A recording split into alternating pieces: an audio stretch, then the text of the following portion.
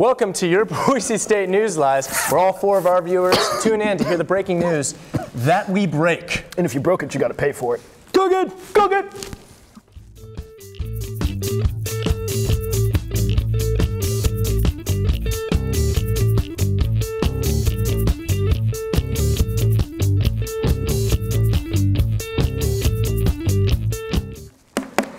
Hooray for mass media.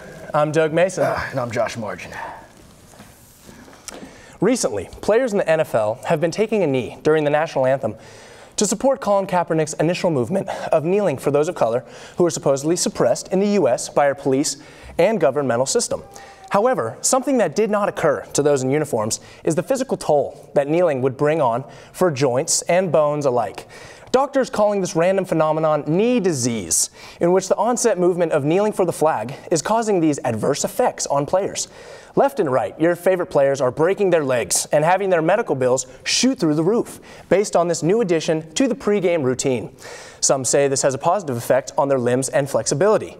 An avid vegan and yoga enthusiast, Tom Brady, weighs in, stating, quote, "Yeah, though the kneeling makes some of my buds treat me differently, they won't shake my hand, yell vulgar comments at me, they won't hang out with me anymore, talk about my wife.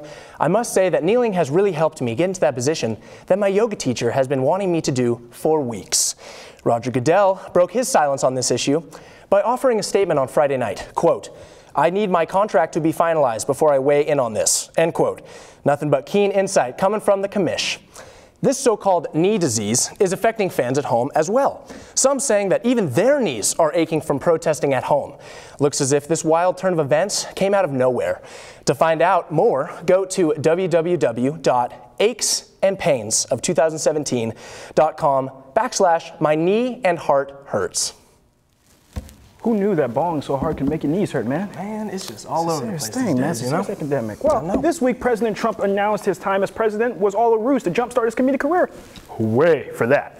President Trump has offers from every major television network. He's still deciding on which he will accept, but he's leaning towards a reality show called Presidential Apprentice. As for the empty void Trump has left, don't be alarmed. President Mike Pence is being sworn in. Great. Whew. And now we have the weatherman with the weather plan. No? A little bit later, just a couple minutes, just a couple minutes, then we come in right back over to the weather. You're right. All right, here we go. More and more often, college students here on campus are looking for that extra push to get through their exams and extra assignments. This week especially, seeing that it is finals week. Know what I'm saying, Josh? Yeah, I'm saying what you're saying. Exactly. However, this year, the campus health services are putting on a little bit more of a risque campaign entitled Meth Mentality, where students ages 18 to 30 are not only allowed, but really encouraged to go to the quad to pick up their daily dose of methamphetamine. One student named Rob Allstores responds to this new study tool by saying, quote, "This helps me focus for hours upon hours, and when I'm done, I usually sprint home instead of driving to release the intense buildup of energy and rage that accompanies the study usage and or the drug," end quote. He also adds, quote, "With the new campus-wide usage, the disputes in the quad over soliciting has gotten much more volatile and sometimes frightening based on the energy level of some said solicitors. The stimulant meth had been around for so long, and actually as long as time. However, the new influx of on-campus, on-demand supply of it is brand new. In fact, the recently resigned campus president, Kustra, states, quote, "If it helps our students and our overall success as a campus, then by all means, indulge, but use with moderation." Thanks, Kustra. One shocker that came out of nowhere is the increase in overdoses and violent outbreaks of students and teachers on campus this week. Who would have known? One student aggressively rode his bike through the quad, hitting literally every single person in his path. This little incident caused campus security to have a new policy in which they have motorized scooters to chase down the offenders. Not only is this a new benefit for students, but professors alike. One interesting take on this new productivity supplement is what professors are calling 47-page paper requirements. One English 208 professor states, quote, "Why stop writing when you literally cannot stop writing," end quote. Well, I suppose we'll just have to wait and see where this new tradition takes us. If you want to know more about this, follow the link below to find out more. www.methmakesmemental.com/help me. Well, if you need some help, I got you some help right here. Yeah, but some help? What's this? What do we got? What do we got? You know what that is. You know what that is. I think I do. Where are we sending it? We're going to send it right here to me. I got a big announcement I got to make. Let's do it. It's groundbreaking. Let's go for it. All right. This just in. I just received my adoption papers from my new dad, Nathan Snyder. Talk about a real shocker, because I'm black and he's white, but it's okay. Time to put that all away with the butter jokes and the marginal jokes, because I'm a Snyder now. Thanks, Dad. And now we go to Brad Sloan, your weatherman with the weather plan. Brad, where you at? Where's Brad? Brad! Oh, dang. It's hot as heck up there. It's toasty. Whew. Don't worry. I'm here.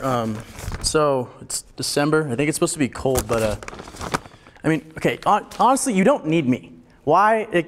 You can go to the Weather Rock right here, okay? Or you can just get that little device right next to you. You're probably on it, not listening to me anyways, okay? Why would you need me? I mean, I make enough money giving elderly women massages. Yeah, or you can just get off your butt and go outside and feel the weather. Hey, and Brad's actually correct, because right now it's 38 degrees and it is cold. Thanks for that info, Brad. All right, so I think we're sending it over to our sportsman, Brendan Serrano. Yeah, Brendan Serrano. Which is weird, because I haven't really seen him today. Well, Brendan, where are you, man? See, that's the one thing that I don't really... Oh, gosh! Man, he came out of nowhere. Here he is. Mercy, man, you scared the black. All right, ready for some sports? Yeah, I'm ready for some sports. All right, here, let's see here. What do we got going on today? I think we're going right to the sports. Yeah, let's get that sports. Here it is. Oh, okay. Anyways, hi, I'm Brendan Serrano.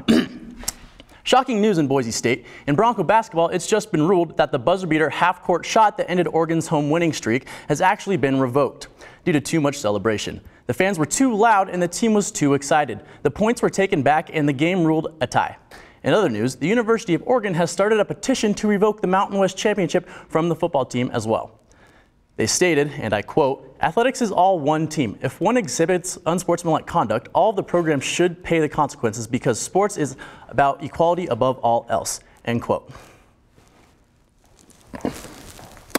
Well, it's been a great sports season, hasn't it? Good. Thank you.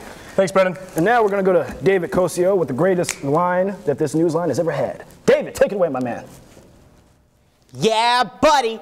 Hey, folks, you know all that goose poop on campus? You know how that's causing all sorts of problems lately?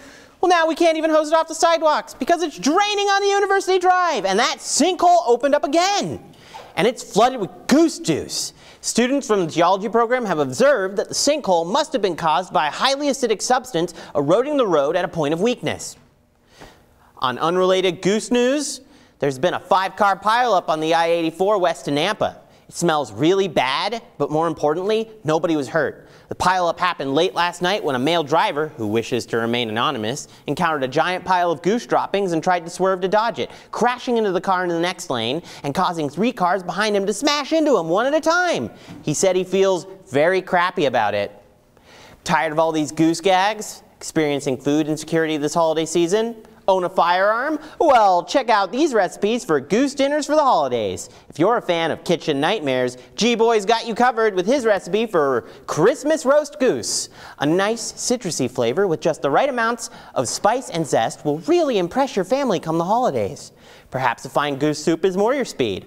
Imagine serving yourself and your loved ones a savory soup made with rosemary and sage seasoned meats and vegetables, certain to warm your heart and pairs well with a cabernet.